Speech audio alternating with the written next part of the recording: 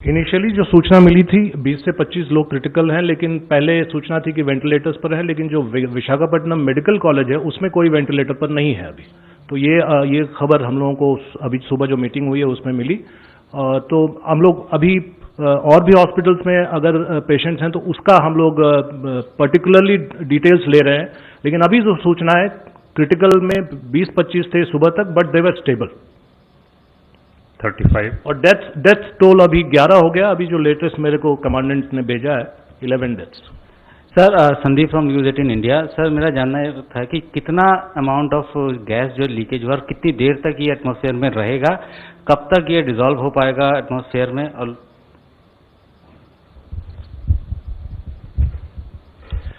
देखिए, जो styrene gas है जो मेंबर साहबान ने बताया, उसमें जो टेक्निकल प्रॉपर्टी है वो है कि it is heavier than air, और वो पानी पड़ने पर वो नीचे आ जाता है और न्यूट्रलाइज्ड हो जाता है।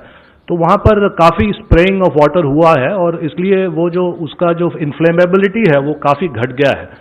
दूसरी बात यह है कि जो टेक्निकल पेपर्स हमारे पास उपलब्ध हैं, ये अब देखने की बात होगी, इन्वेस्टिगेशन की बात होगी कि कितना एग्जैक्टली लीक हुआ है, how many kilos of gas, that is a matter of investigation.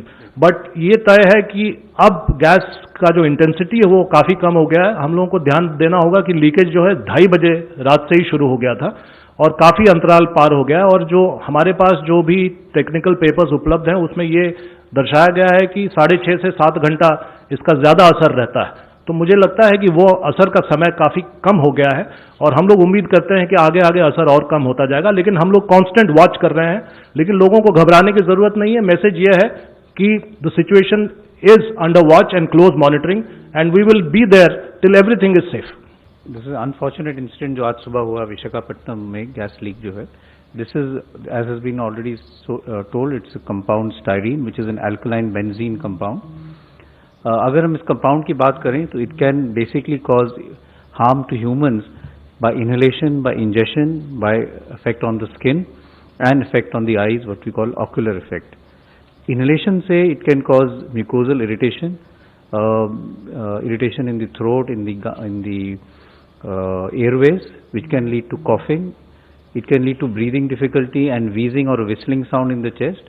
And if the inhalation is at a higher level, it can lead to breathlessness and respiratory distress. The absorption of this compound can also lead to what we call CNS depression. That is, affects the brain, leading to headache, nausea, vomiting, weakness, fatigue, unsteadiness of gait. People get unsteady and have difficulty in walking and sometimes fall because of that. In high exposure, it can lead to coma, pulmonary edema, and sometimes even lead to irregular heartbeat. Effect on the skin is usually mild in the form of irritation, itching, some degree of dermatitis can happen, and it can also irritate the eyes, leading to again irritation. A syndrome known as styrene sickness has also been described, which leads to nausea, vomiting, and again unsteady gait, which has been said could be if you're in a drunken state.